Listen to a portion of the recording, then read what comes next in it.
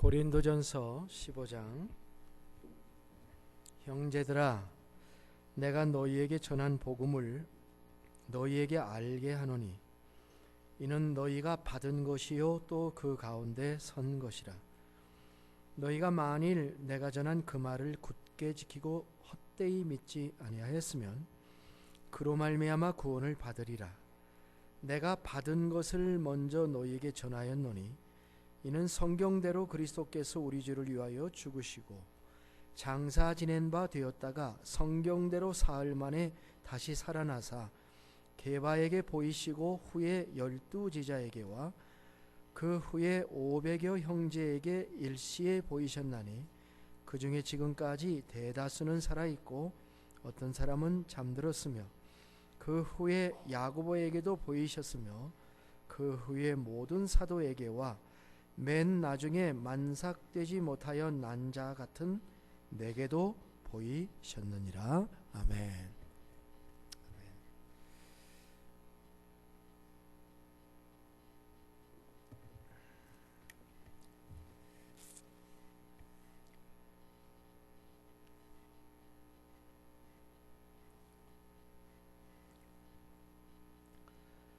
우리는 드디어 고린도전서 15장에 오게 되었습니다. 바울은 그동안 고린도 교회의 여러 가지 문제들에 대한 해결책들을 제시하고 답변을 추구해 왔습니다.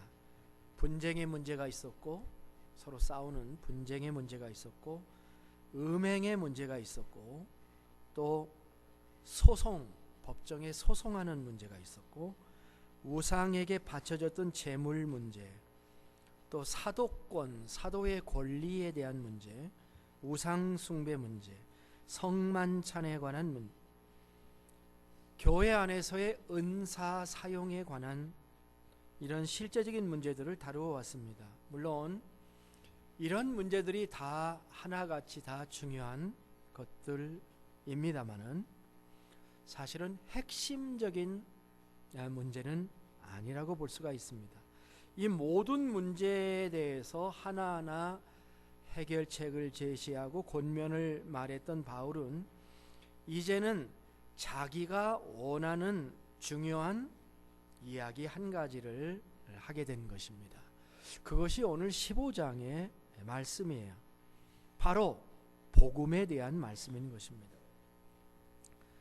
고린도전서를 읽어볼 것 같으면 사도 바울은 복음이라는 단어를 한 8번 정도 쓴 것 같습니다. 제일 먼저는 1장에서 나오죠. 당연히 나오겠죠. 1장 17절에서 그리스도께서 나를 보내신 것은 침례를 받게 하려 함이 아니고 오직 복음을 전하게 하려 함이라, 이렇게 말씀을 합니다. 그렇습니다. 사도 바울이 부르심을 받은 목적은 복음이었어요. 복음이라는 말이 4장 15절에도 한번 나옵니다만은 고린도전서에서 복음이라는 단어가 가장 많이 나오는 그 장은 사도의 권리에 대해서 얘기한 9장에 5번이 나오게 되는데요.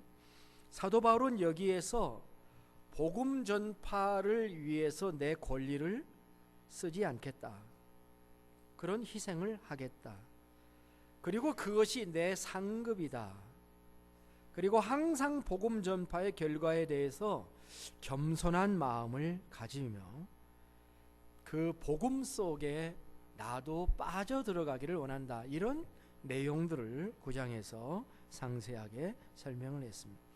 그러다가 오늘 15장의 말씀에서 이 복음을 자세하게 설명하게 되는 겁니다. 흥분이 되시죠?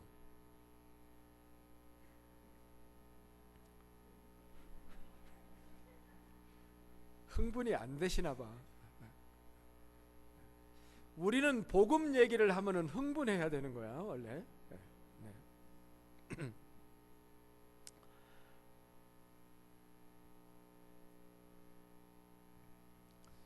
마태가 전한 복음, 그걸 뭐라 그러죠? 마태가 전한 복음을 뭐라 그래요? 마태복음. 마가가 전한 복음을 어떻게 그렇게 잘하세요? 누가가 전한 복음을 누가복음이라고 그러고 요한이 전한 복음을 요한복음이라고 얘기를 합니다. 다 귀한 얘기입니다.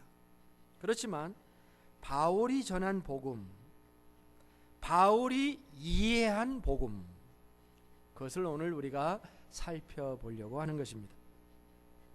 복음이라는 말이 무슨 뜻입니까? 복된 복복자에다가 소리 음자니까 복음이라는 말은 good news, 좋은 소식, 기쁜 소식이라는 뜻이에요. 영어로는 good news라고 하죠. 헬라어로는 유앙겔리온이라고 그렇게 얘기를 하는데요. 기쁜 소식, 이건 보통 기쁜 소식 갖고는 아닙니다. 보통 기쁜 소식을 얘기하는 거예요. 하는 게 아니에요. 아침에 당 수치를 쟀더니 10이 떨어졌다, 뭐 그런 소식 말고 그런 건 기쁜 소식에 들어가지 않아요. 물론 기쁜 소식이지만 정말 기쁜 소식이어야 되는 거죠.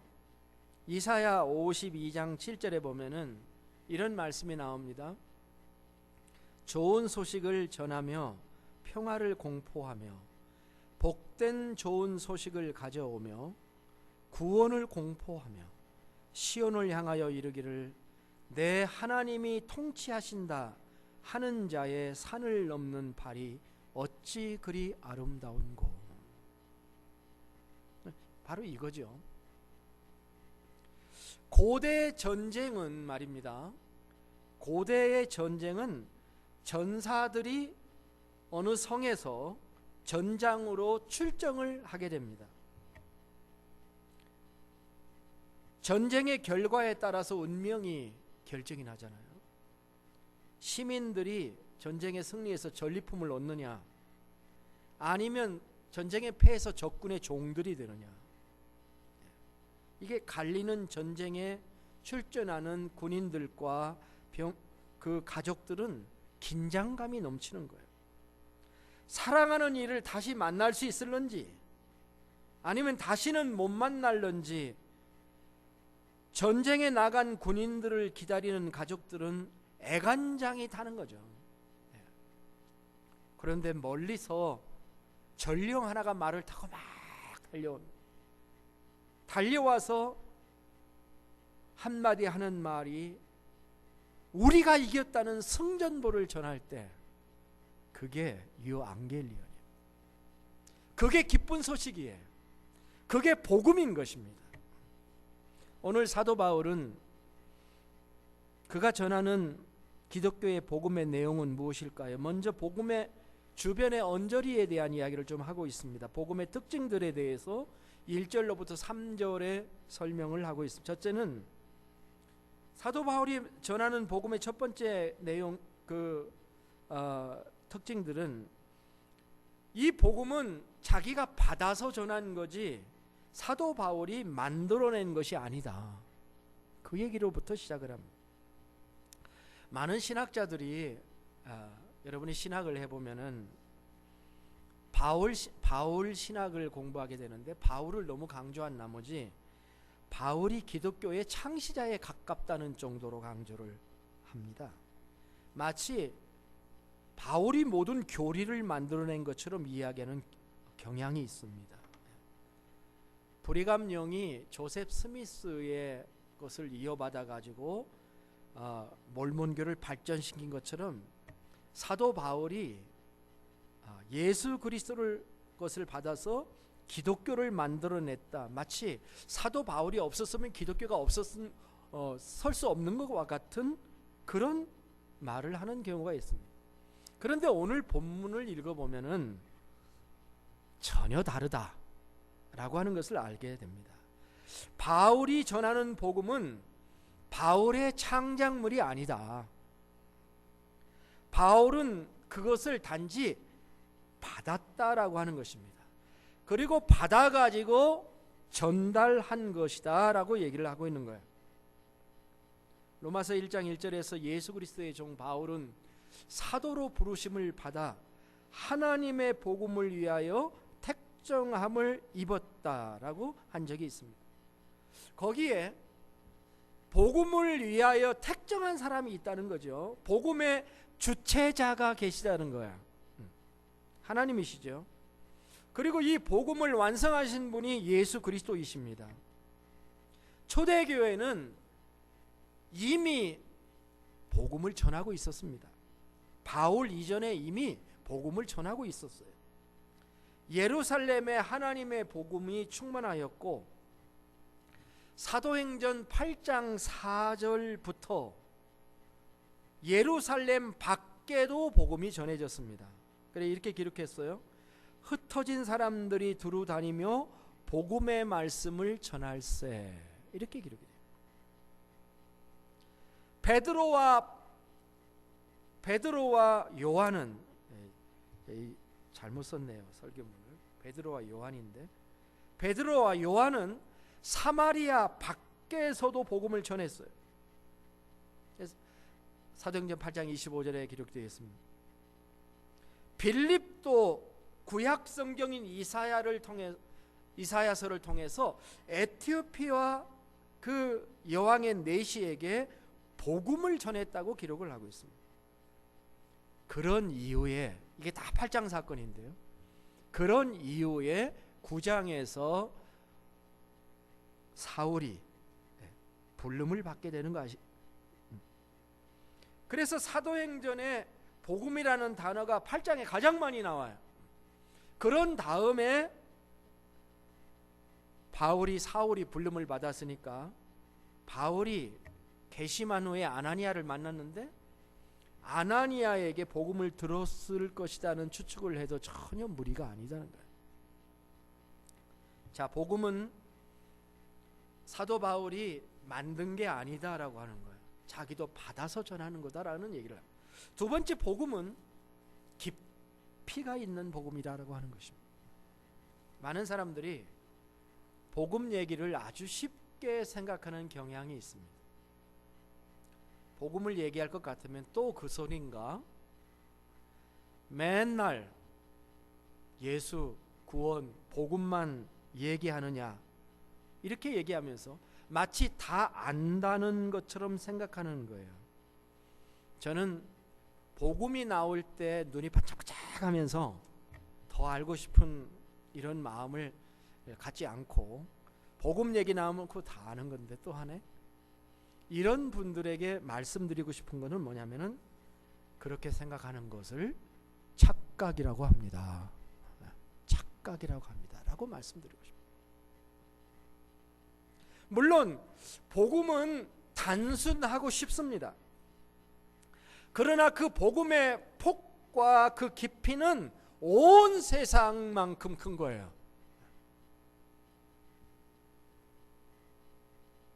오늘 말씀 1절을 보세요. 사도 바울은 이렇게 얘기합니다. 형제들아, 내가 너희에게 전한 복음을 너희에게 알게 하노니 이는 너희가 받은 것이요 또 그 가운데 선 것이라. 이렇게 얘기합니다. 찬송가 중에 주 예수 크신 사랑이라는 찬송이 있죠. 2절에 보면 이렇게 되어 있어요. 아침에 이슬 방울같이 쉬 사라짐같이 내 기억 부족하여 늘 잊기 쉬우니 잘 알아듣기 쉽게 늘 말해주시오. 날 구속하신 사랑 또 들려주시오. 이 가사가요, 어떻게 보면은 하도 잘 잃어버려. 하나님의 사랑을 금방 잃어버려요, 사람들이. 그런 인간의 본질을 꿰뚫어 본 가사면 틀림이 없습니다. 우리는 집중도가 참 약해요. 그래서 성경의 가르침은 때때로 반복적입니다. 그래서 계속해서 알고 있는 사람에게 또 얘기를 하는 것은 신자들이 잘 알아듣지 못하고 금방 잃어버리기 때문이라고 생각할 수도 있어요. 아침에 이슬방울이 쉬 사라짐처럼 복음을 잃어버린다. 그런데 저는 그게 다는 아니라고 생각해요. 오히려 복음이라고 하는 것이 너무 심오하고 넓기 때문이 아닌가 하는 거예요. 한 번에 복음의 깊이를 다 알 수 없는 것이기 때문에 그렇다고 생각해요. 그래서 계속 반복하고 듣고 묵상하면서 복음에 대한 깨달음의 심도가 깊어져야 된다라고 하는 거예요. 고린도 교회 교우들은 이미 복음을 받았어요. 그리고 복음을 듣고 예수를 영접한 사람들입니다. 그리고 복음 가운데 섰다라고까지 말했어요. 1절에서 복음의 기초 위에 세워진 고린도 교회입니다. 그런데 사도 바울은 거기서 그치지 않고 복음을 더 알게 되기를 원한다고 지금 말씀하고 있는 겁니다. 믿음의 수준이 천차만별이기 때문에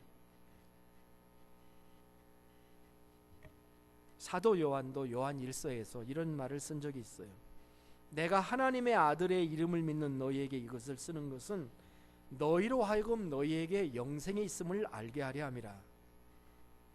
이미 믿은 사람들이 한 번도 영생에 대해서 들어본 적이 없었을까요? 아니지요. 그러나 다시 기록을 남기는 것은 더 깊이 이해하게 하기 위함인 거죠. 이것이 모든 복음서 기자의 공통적인 자세라고 생각합니다. 따라서 우리는 겸손해야 됩니다.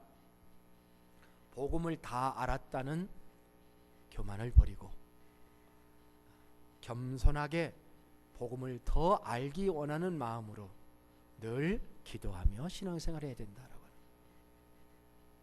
또 오늘 말씀을 보니까 어떤 말씀을 또 하고 있냐면 1절에 3절 안에 복음을 믿는 결과가 구원이다라고 얘기합니다. 2절에 보니까 너희가 만일 내가 전한 그 말을 굳게 지키고 헛되이 믿지 아니하였으면 그로 말미암아 구원을 받으리라.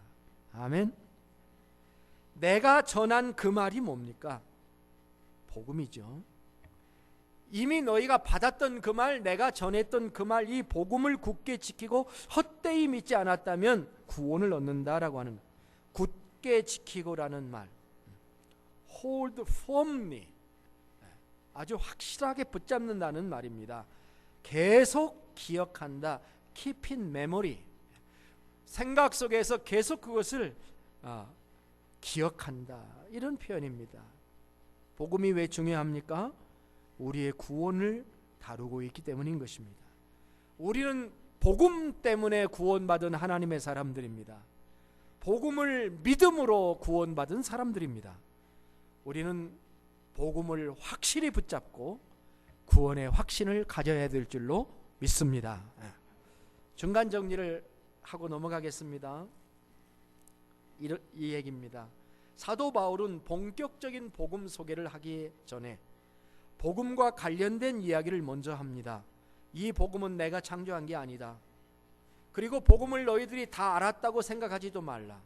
복음을 더 알기를 원하기를 바란다. 복음이 우리를 구원한다.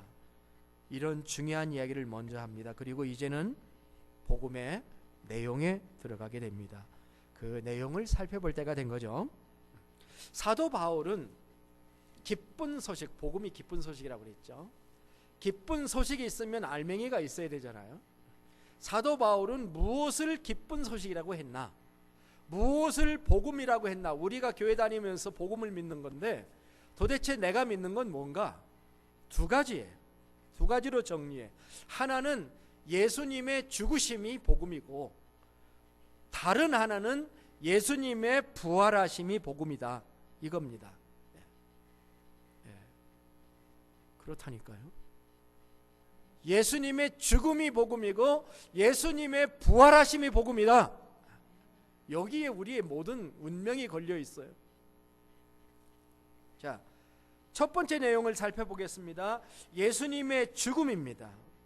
어떻게 예수님의 죽음이 나에게 기쁜 소식이 되느냐 하는 거예요. 3절의 말씀 보면 답이 나와 있습니다. 그리스도께서 우리 죄를 위하여 죽으셨기 때문입니다. 예수님의 죽음이 나의 죄를 위해 죽으셨기 때문이라는 거예요. 이 세상에 죽음이 많이 있습니다마는 그 죽음들은 대부분 슬픈 죽음들입니다. 악한 사람이 죽는다 하더라도 그 악인에게 가족들이 있기 때문에 가족들에게는 악한 사람의 죽음도 슬픈 죽음인 것입니다. 그런데 이 세상 사람, 모든 세상 사람들에게 기쁨을 주는 죽음이 있습니다. 그 죽음이 바로 예수 그리스도의 죽음인 것입니다. 그 이유는 그가 우리의 죄를 위해 죽으셨기 때문에 그렇습니다. 사도신경이라는 것을 여러분 아시죠? 가끔 그 연합회에 가면은 하기도 하고, 사도신경에 이런 점이 제대로 강조되어 있지 않다는 게 아주 유감이에요. 침례교인들은 사도신경을 예배 시간에 암송하지는 않지만 안 믿는 건 아니죠. 그런데 사도신경에는 그리스도의 죽음에 대한 이유가 유감스럽게도 설명이 되어 있지 않습니다. 오히려 어떻게 되어 있냐면은 빌라도에게 고난을 받으사 십자가에 못 박혀 죽으시고라고만 기록이 되어 있습니다. 그래서 마치 예수님은 빌라도에게 박해를 받아 죽으신 예수님이라는 이미지를 오히려 드러나게 하고 있습니다. 이건 치명적 실수입니다. 물론 예수님이 본디오 빌라도라고 하는 로마 총독에게 죽었다는 사실을 강조함으로써 예수가 역사적 예수다라고 하는 것을 드러내려고 한 것이다라고 하는 사실을 이해할 수는 있지만, 그 예수님의 죽음의 의미와 같은 중요한 것을 사도신경에서 생략하고 있다는 것은 매우 큰 실수를 한 것입니다. 이 점이 중요한 거예요. 예수님이 죽으셨습니다. 그런데 그 예수님의 죽음은 바로 우리의 죄를 위해서 죽으신 죽음입니다. 우리가 죽어야 될 자리에 주님이 죽으셨습니다. 이것이 기쁜 소식의 이유인 것입니다. 그는 세상 죄를 지고 죽으시는 하나님의 어린 양이셨습니다. 기독교는 대속의 종교를 증거합니다. 대속의 복음을 증거합니다. 주님의 죽음은 기쁜 소식이에요. 그런데 그것만 있는 게 아니라 두 번째는, 기독교 복음의 두 번째 축은 그리스도의 부활입니다. 사실 고린도전서 15장 전체는 부활장이라고 우리가 이름을 붙여 있죠. 58절까지 우리가 읽어보면 예수님의 죽음의 이유는 여기를 설명했는데 부활의 이유는 한마디로 설명이 안 돼 있죠. 그죠? 그 한마디로 설명이 안 돼 있는데 그 부활의 이유가 나머지 전체다, 이렇게 우리가 이해를 하면 되겠습니다. 왜 예수님의 부활이 나에게 기쁜 소식이 되는가? 이것은 한마디로 말하자면은 예수님의 부활이야말로 나의 부활을 예표하는 부활이기 때문에 그렇습니다. 그것을 이렇게 설명합니다. 부활의 첫 열매가 되시는 부활이었다라고 합니다. 고린도전서 15장 20절에서 우리가 앞으로 살펴보겠습니다마는, 그러나 이제 그리스도께서 죽은 자 가운데서 다시 살아나사 잠자는 자들의 첫 열매가 되셨도다, 이렇게 얘기를 합니다. 집에다가 도마도를 심어서 도마도가 달렸습니다. 하나 열매 따먹으면 그것으로 끝인가요? 아니죠. 하나 따먹으면 두 번째 열매가 맺히고 세 번째 열매가 맺히는 것과 같이 예수님의 부활은 첫 열매였다. 잠자는 자들의 첫 열매가 되셨다. 그렇게 얘기를 한 거죠. 예수님의 부활은 단지 예수님의 단회성인 부활이 아니라 성도 전체의 부활의 시발점이 되는 부활이라고 얘기를 하고 있는 거예요. 그러니까 예수님의 부활이야말로 기쁘지 아니할 수가 없는 것입니다. 사실 부활이 없다면 모든 것이 의미가 없습니다. 이 땅의 모든 선한 일도 별로 의미가 없어요. 여러분, 부활이 없다면 병고침을 받는 것도 무슨 의미가 있습니까? 어차피 죽을 목숨인데 뭐하러 살려고 발버둥을 치느냐 하는 거죠. 신문에 보니까 의사의 4분의 1은 자기가 암과 같은 그 중요한 이 시리어스한 병에 걸리면 치료를 받지 않겠다 하는 통계가 있더라고요. 의사의 4분의 1은 치료 안 받는다고 통계가 나와 있습니다. 어느 목사님의 글을 읽어보니까 만일 진정한 부활이 없다면, 죽은 사람이 다시 살아난다면 조금 있다가 다시 죽을 것이 아니냐. 만일 그러면서 2번 죽는 게 낫냐, 1번 죽는 게 낫냐, 그렇게 질문을 하는 거예요. 만일 거의 죽었다가 다시 살아나서 또 죽어야 한다면, 신약 성경에 등장하는 나사로, 베다니의 나사로, 베다니 교회의 나사로, 그 나사로는 가장 불쌍한 사람이다 이렇게 썼더라고요. 근데 가만히 생각해 보니까 묘하게 맞아요. 틀린 말이 아니에요. 만일 부활이 없이 죽은 사람이 다시 살아나기만 한다면 가족들은 어떻게 해야 돼요? 장례식을 몇 번 해야 돼요? 2번 해야 되죠. 곧 다시 죽을 것으로 끝이라면, 다시 살아나서 다시 장례식을 또 나중에 한다면은 그 얼마나 민폐를 많이 끼치겠습니까, 주변에? 부활 신앙이야말로 우리의 삶의 희망을 가져다주고 우리의 삶의 산소와 같은 것을 준다 이 말입니다. 사도 바울은 로마서 4장 25절에서 이 복음을 이렇게 설명했습니다. 정리합니다. 예수는 우리의 범죄함을 위하여 우리가 범죄한 것 때문에 내어줌이 되고, 또한 우리를 의롭다 하시기 위해서 살아나셨느니라 말씀하고 있습니다.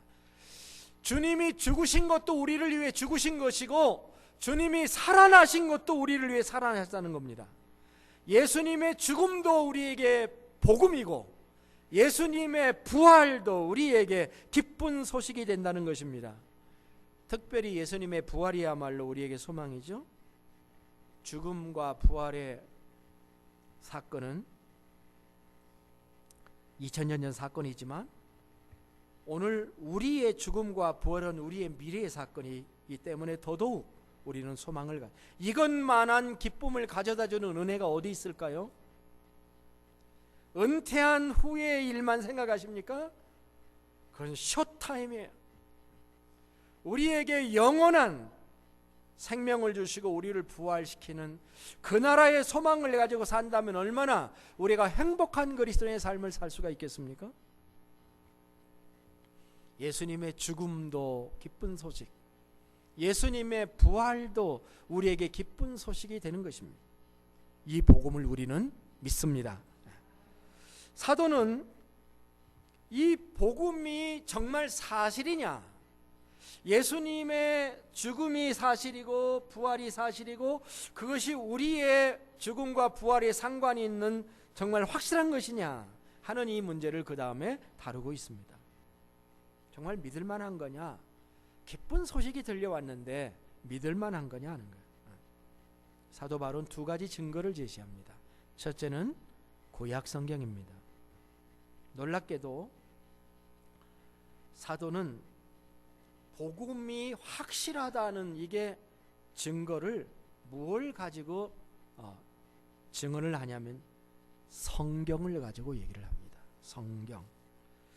우리가 당시의 성경 하면은 이 당시 성경을 말하면 구약 성경일까요? 신약 성경일까요? 당시 구약 성경이죠. 당시에는 신약 성경이 없었습니다. 그러면 이 구약 성경은 기독교의 책일까요? 유대교의 책일까요? 당연히 유대교의 책이죠. 유대인들은 지금도 구약을 가지고 있죠. 그런데 사도 바울의 주장은 이겁니다. 예수님의 죽음과 부활의 기쁜 소식은 성경대로 된 것이다. 그렇게 이야기를 합니다. 3절 4절에 보니까 이는 성경대로 그리스도께서 우리 죄를 위하여 죽으시고 장사 지낸 바 되었다가 성경대로 사흘 만에 다시 살아나사라고 이야기를 합니다. 두 번이나 성경대로 되었다라고 얘기해요. 더 정확히 말하면 성경의 예언대로 되었다라고 말하는 것입니다. 성경의 예언대로 주님이 죽으셨고 성경의 예언대로 주님이 부활하셨다고 주장하는 것이죠. 만일 그의 주장이 사실이라면 하나님은 유대인의 성경인 구약 성경 속에 복음을 숨겨놓은 거죠. 복음을 숨겨놓은 거예요. 누가 예수님을 십자가에 죽이셨습니까? 유대인이잖아요. 누가 기독교인을 핍박했습니까? 유대인이에요. 그런데 하나님은 복음을 유대인의 책인 구약 성경 속에다가 숨겨 놓으셨다는 거예요. 그리스도인들이 구약 성경을 만든 게 아닙니다. 이건 마치 트로이 목마와 같은 것이죠. 그 속에 숨겨놔서 때가 되면 말입니다. 마지막 날 유대인들이 그 사실을 깨닫게 될 거예요. 구약 성경에 숨겨져 있는 예수님, 바로 그분이 메시아였다는 사실이 드러나게 되는 날이 오게 될 것이고요. 그래서 유대인 중에 구원받는 사람이 일어나고 이방인의 수가 차는 날 마지막 주님이 재림하신다. 이것이 성경의 예언이 아니겠습니까? 성경은 예수님의 죽음을 분명히 예언했습니다. 죽음만 예언한 게 아니라 죽음의 이유, 목적까지 다 예언한 거죠. 시편, 이사야, 그런 책이 대표적인 책입니다. 이사야 53장 아주 대표적이에요. 성경은 주님의 부활도 예언했습니다. 부활하신 예수님조차 구약 성경을 통해서 자신을 입증하셨어요. 엠마오로 가던 두 제자에게 이렇게 말씀하셨습니다. 예수님이 이르시되 미련하고 선지자들이 말한 모든 것을 마음에 더디 있는 자들이여, 그리스도가 이런 고난을 받고 자기 영광에 들어가야 할 것이 아니냐 하시고, 이에 모세와 모든 선지자의 글로 시작하여 모든 성경에 쓴 바 자기에 관한 것을 자세히 설명하시니라. 그렇습니다. 예수님의 죽음과 부활의 기쁜 소식은 구약 성경의 예언에 따라 차곡차곡 성취되었다는 것이죠. 그러므로 믿을 만하다는 것입니다. 이 복음은 믿을 만한 것이라는 것입니다. 두 번째, 많은 증인들이 있다는 거예요. 5절에서 8절에 보면은 게바에게 보이시고 후에 12제자에게와 그 후에 500여 형제의 일시에 보이셨나니 그 중에 지금까지 대다수는 살아있고 어떤 사람은 잠들었으며 그 후에 야고보에게 보이셨으며 그 후에 모든 사도에게와 맨 나중에 만삭되지 못하여 난 자와 같은 나에게도 보이셨느니라. 여러 증인들이 등장하죠. 구약 성경에는요, 두 사람의 증인만 있으면 그 증거가 서게 돼 있어요. 근데 지금 사도 바울이 말하는 부활의 증인들을 보세요. 첫째는 제일 먼저 누구를 얘기하면 게바를 언급합니다. 이 게바는 아람어로 바위라는 뜻인데 예수님께서 베드로를 딱 보자마자 게바라고 별명을 하나 주셨어요. 이름을 하나 주셨거든요. 바로 베드로를 얘기하는 겁니다. 베드로는 예수님의 부활의 증인이죠. 나중에 고넬료의 집에 가서 사도행전 10장을 보면은 고넬료의 집에 가서 예수님의 부활을 증언할 때 우리는 부활하신 예수님을 만났고 음식도 같이 먹었다. 그런 얘기를 베드로가 고넬료에게 합니다. 여러분, 부활하신 주님을 잠깐 보는 거하고요, 음식을 먹으면서 여러분 같으면 어떻게 먹겠어요? 밥 먹고 반찬 먹은 다음에 한번 또 쳐다보고 구간술을 뜨고 또 한번 쳐다보고, 저 같으면 그랬을 거예요. 이분이 진짜 살아나신 분인가? 맞아. 확인하면서 그렇게 했다는 거야. 베드로야말로 부활의 증인이라는 거야. 그는 고넬료에게 그런 증언을 합니다. 두 번째는 12제자에게 보이셨다. 물론 이 12제자라는 말은 제자 전체라는 뜻입니다. 이것을 쓸 당시는 유다는 죽었으니까, 가룟 유다는 없으니까 11명밖에 없었지만, 그러나 12제자라고 그냥 쓴 거는 제자들 전체라는 그런 의미입니다. 그 다음에 사도 바울은 새로운 증인을 제시합니다. 여기에만 있어요. 500여 형제에게 일시에 보이셨다는 말이 있습니다. 500이라는 숫자는 프라이빗 넘버가 아니에요. 대중의 숫자인데, 부활하신 주님께서 소수의 제자들에게만 나타난 게 아니라 대중에게도 나타나신 적이 있으시다라고 하는 얘기를 하고 있는 것입니다. 착각이 아니었다는 겁니다. 그 다음에 야고보가 등장하는데요. 야고보는 예수님의 동생이죠. 예수님을 메시아로 가장 믿기 어려운 사람이 형제였을 거예요. 그런데 부활하신 예수님을 만나본 다음에 변화해서 나중에 예루살렘 교회 목회자가 돼요. 큰 변화죠. 이 야고보라는 부활의 증인이 있다라고 얘기해요. 그 다음에 모든 사도라는 말이 등장을 하는데요. 이 모든 사도라는 말은 12사도만을 말하는 게 아니라 좀 폭을 넓힌 거예요. 넓은 의미에 있어서의 사도의 개념을 언급한 것으로 보입니다. 예를 들자면 바나바 같은 사람도 이 모든 사도에 들어가는 그런 말씀이라고 생각을 하게 됩니다. 그리고 마지막에 사도 바울은 자기 자신을 부활의 증인으로 소개를 합니다. 그러면서 뭐라고 얘기하냐면은 만삭되지 못하여 난 자와 같은 내게도 라고 말합니다. 예. 여러분은 제 날짜에 나오셨죠? 예? 예. 예. 나올 때 잘 생각이 안 나시죠? 예. 그렇지만 제 날짜에 나오셨어요. 아마 우리가 날 때는 인큐베이터도 없었을 때일 거예요. 그런데 우리는 다 제 날짜에 나왔는데 사도 바울은 자기를 제 날짜에 못 나온 부족한, 이것은 감격이에요. 부활하신 예수님을 만났다는 감격. 그래서 다마스커스 도상에 가다가 주님을 만났던, 부활 예수를 만났던 그런 감격을 여기다 기록을 하고 있는 것이지요. 여러분이 무엇을 믿습니까? 예수님을 믿는 것이고요. 여러분이 무엇을 믿는 것입니까? 복음을 믿는 거 맞죠? 그리스도의 복음을 믿는 게 맞습니다. 복음은 인류에게 큰 기쁨의 좋은 소식입니다. 이 복음을 알고 믿게 해주신 하나님의 은혜를 우리는 찬양해야 하겠습니다. 이 복음을 받고 영접하고 그 가운데 서고 그 말씀 가운데 굳게 서서 믿어야 됩니다. 거기에 우리의 구원이 달려있다. 복음을 믿으라 라는 말씀이 있습니다. 그리고 우리는 이제는 이 복음을 전하는 자들이 되어야 될 줄로 믿습니다. 이 귀한 복음을 주신 하나님께 감사와 영광을 돌려야 합니다. 그러면서 이 복음을 더 깨닫게 하여 주시옵소서. 살면 살수록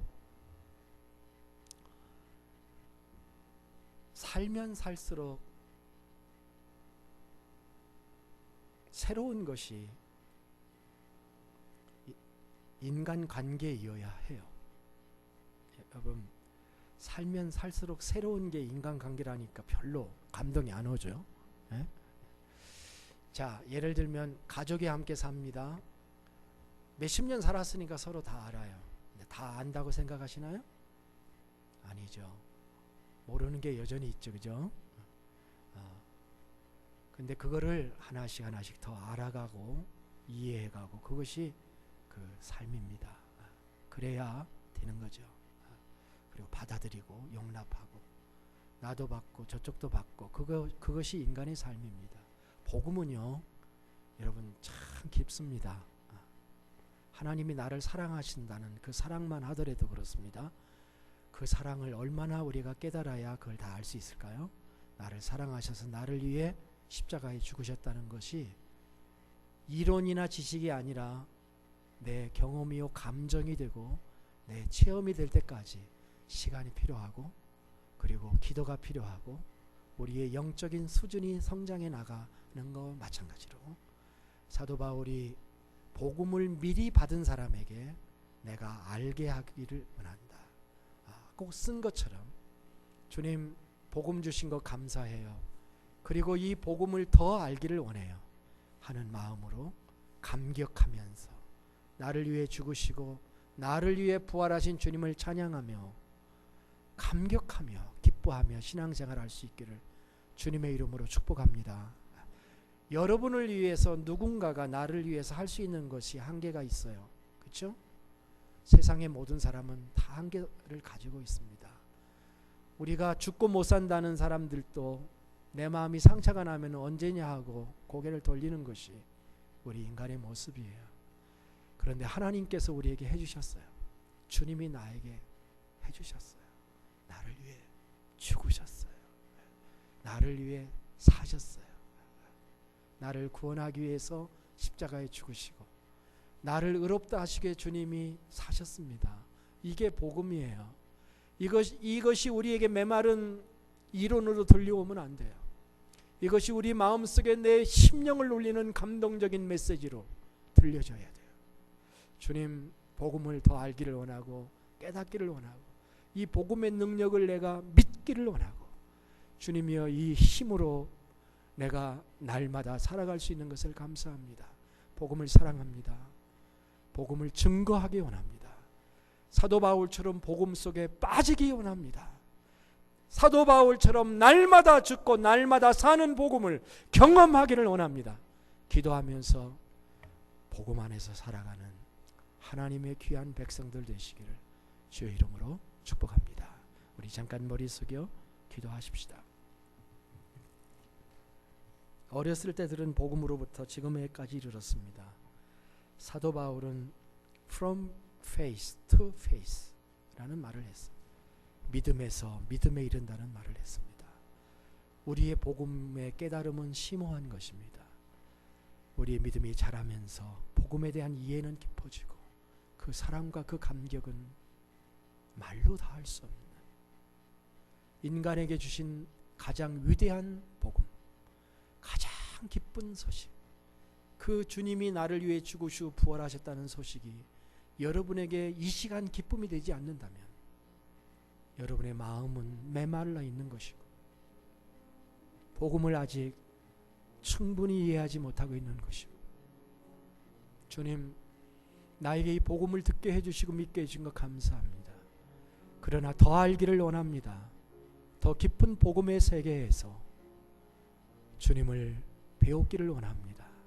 나에게 베풀으신 아름다운 이 은혜, 하나님의 비밀한 경륜 속에 있는 이 귀한 복음, 마태가 전하고 마가가 전하고 누가가 전하고 요한이 전했던, 그리고 사도 바울이 목숨 바쳐 전했던 이 복음, 저도 사랑합니다. 저도 찬양합니다. 우리 함께 기도하겠습니다. 아버지 하나님,